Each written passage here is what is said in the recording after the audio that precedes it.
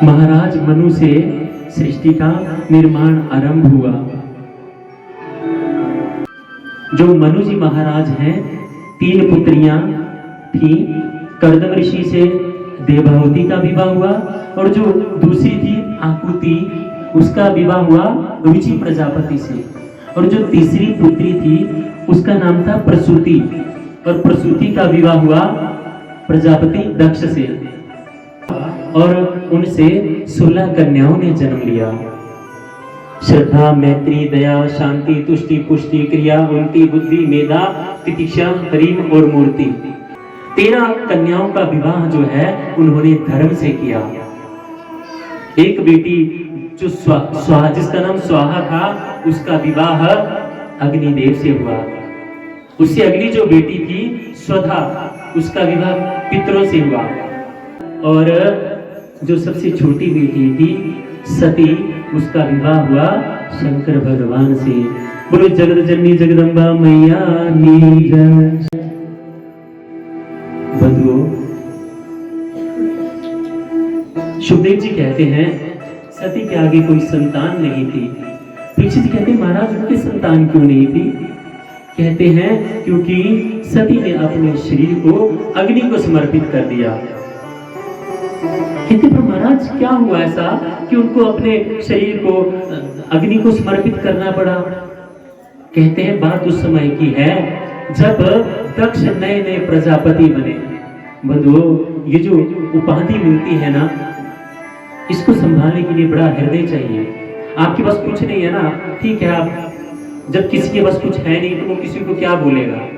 पता तो जब चलता है जब व्यक्ति के पास कुछ आ जाता है। प्रजापति बने तो अहंकारित हो गए दक्ष जी। एक बार की बात है, सभा में सभी देवता बैठे हुए थे और भगवान जी समाधिस्थ में अपना ध्यान लगा के बैठे थे। जैसे ही दक्ष जी आए, सभी अपने आसन से खड़े हो गए और शंकर जी ध्यान मग्न होने के कारण नहीं उठे। तो दक्ष को बहुत क्रोध आया कि सभी मेरे सम्मान में खड़े हुए लेकिन ये नहीं उठे अपने आसन से। तो अब शब्द कहने लगे, सभा में कैसे किसका संबोधन किया जाता है, मनुष्य को इतना ज्ञान होना चाहिए। और ये भस्म को रमाने वाला क्या जाने। भगवान भोलेनाथ शांत रहे और उसी दिन से प्रजापति दक्ष जो है वो भगवान से बैर का भाव रखने लगे। एक बार की बात है बंधुओं, बड़े बड़े विमान हवा में उड़ते हुए जा रहे थे। कैलाश पर माता सती बैठी हुई हैं। उन्होंने अचानक देखा ये विमान कहां जा रहे हैं। पता चला कि प्रजापति दक्ष ने एक महान यज्ञ का आयोजन किया है और ये सारे विमान वहां पर जा रहे हैं। मन में आया कि मुझे बुलाया नहीं, आखिर पिता के ऊपर कुछ तो हक होता है पुत्री का।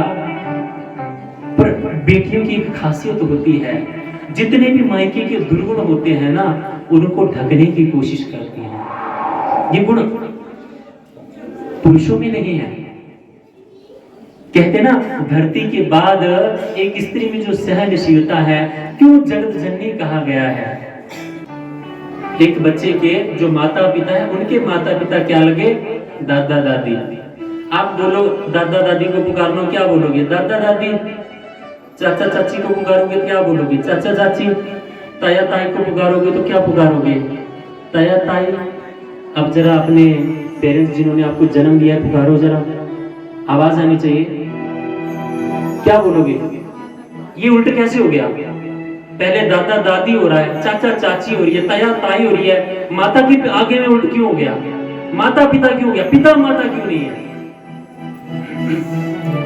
हमारे शास्त्रों में वेदों को समझने के लिए 1 करोड़ साल की उम्र भी लेके मैं आ जाऊं ना, काबिलियत नहीं होगी इतनी कि इनका अर्थ बता सकूं। ये हमारे शास्त्रों ने कहा। विज्ञान क्या कहता है? विज्ञान कहता है ज्यादा का दर्द सहकर मनुष्य बच नहीं सकता, उसकी मृत्यु हो जाती है। लेकिन जब एक माँ बच्चे को जन्म देती है ना, तो दर्द वो सहन करती है और उसकी मृत्यु नहीं होती। ये सहनशीलता एक माताओं में ही हो सकती है। बच्चे का पालन पोषण देख लो, बिस्तर पे बच्चे ने पेशाब कर दिया, पिता को बोलो, जैसे हुआ वो उठा के फेंक के चले जाएंगे, देखेंगे नहीं पीछे मुड़ के, माता साफ करेंगे। हमारे शास्त्रों में भगवान की पूजा का स्थान कितना है मैं बताऊं आपको, सुनिए। सबसे पहले पूजा का बंधन का अधिकार है माता का, दूसरा पिता का, तीसरा गुरु का, चौथा राष्ट्र का, देश का, जिस देश में आप रह रहे हो, और पांचवा स्थान है देवताओं का। और हमने माता पिता को भुला दिया और बड़े बड़े तीर्थों पे जाके सेल्फियां लेके हम कूल दिख रहे हैं। बंधुओं, हमारा भ्रष्ट होने का कारण ही यही है। शुरू से ही नीतियां ऐसी बनी जिन्होंने हमें हमारे धर्म से, हमारे वेदों से, हमारे शास्त्रों से दूर कर दिया और आज हम इस स्थिति में पहुंच गए। बोलो बंके बिहारी लाल की।